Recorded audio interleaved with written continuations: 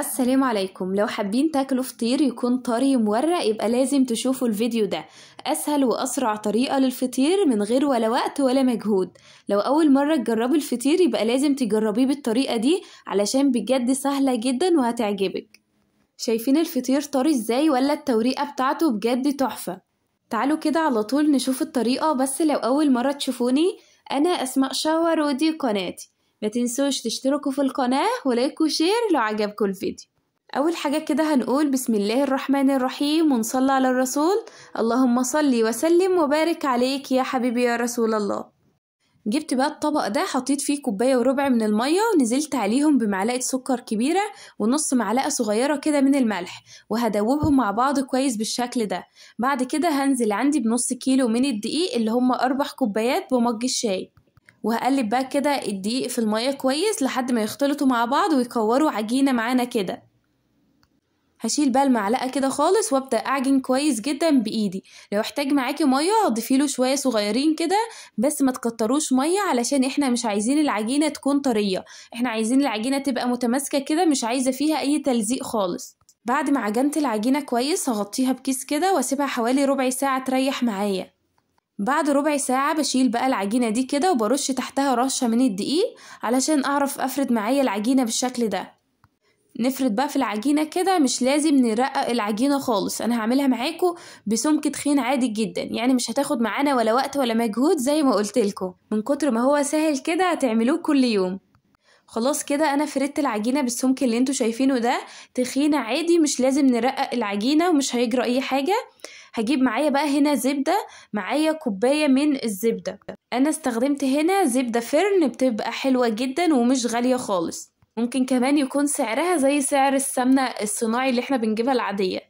بطري كده الزبدة في ايديا شوية وبعد كده باخدها وافردها على العجينة بالشكل ده. هفرد بقى كمية الزبدة اللي عندي كلها، مش هشيل منها حاجة خالص، والزبدة لازم تكون متماسكة معانا كده، ما ينفعش نحط زبدة سايحة خالص.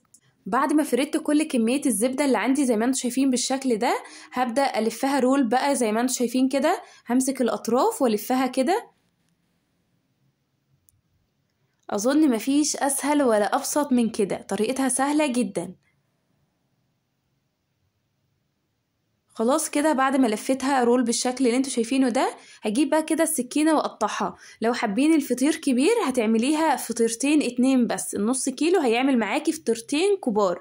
اما لو هتعملي فطير صغير فانا هعمل 7 فطيرات صغيرين. قطعتهم 7 قطع بالشكل ده كده. لفت بقى العجينة رول، هي اللي بتورق معانا الفطير، هي اللي بتخلي الفطير معانا مورق. شايفين التوريقة من جوه بتاعته؟ هحطهم بقى كده على صينية واغطيهم كده بكيس وادخلهم التلاجة حوالي 10 دقايق. لازم تدخل التلاجة علشان لما اجي افردها الزبدة ما تطلعش معايا، ويستحسن كمان انك تدخليها الفريزر. بعد 10 دقايق طلعتها بالشكل ده كده، وهبدأ افردها كده بالشكل ده. افردها كده بالنشابة فردة بسيطة خالص، والم الاطراف دي كده واعملها كورة بالشكل اللي انتوا شايفينه ده.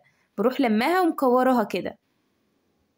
لو حسيتوا ان هي بتلزق معاكم وانتوا بتفردوها فهترشي رشة دقيق كده على الرخامة وتبداي تفرديها بالشكل ده كده، فردة بسيطة خالص. وبلم بقى الاطراف بتاعتها لجوه كده واروح مكوراها بالشكل ده. هعمل بقية الكمية كلها بالشكل ده واحطها تاني على الصينية واغطيها وارجع ادخلها التلاجة كمان 10 دقايق. بعد ما طلعت بقى من التلاجة دي اخر فردة معانا، هرش رشة دقيق وافردها الفردة الاخيرة. افردي بقى كده الفطيرة قد رغيف العيش كده، اكنك بتفردي عيش بالظبط، ولا يكون السمك بتاعها تخين ولا رفيع، بالسمك اللي انتوا شايفينه ده كده. هحطها بقى كده على الصينية اللي انا هخبز فيها على طول، او على الصاج اللي انا هخبز فيه.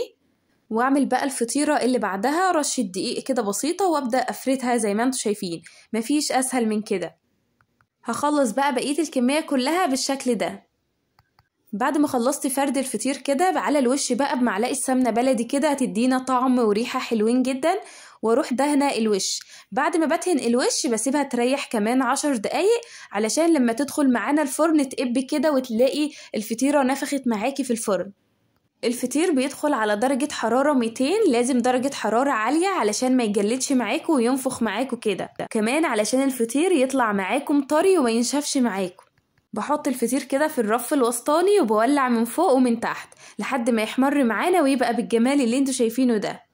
اول ما بيطلع كده بسيبه يهدى شوية، وبعد كده بغطي وشه باي كيس عندي كده علشان يفضل طري معايا وما ينشفش.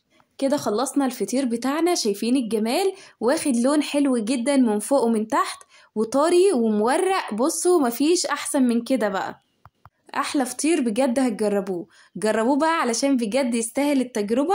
لحد هنا كده انا خلصت الفيديو، يا رب اكون فدتكم باي حاجة. استنوني الفيديو الجاي، استنوني في فيديوهات كتير حلوة، واسيبكم في رعاية الله، والسلام عليكم ورحمة الله وبركاته.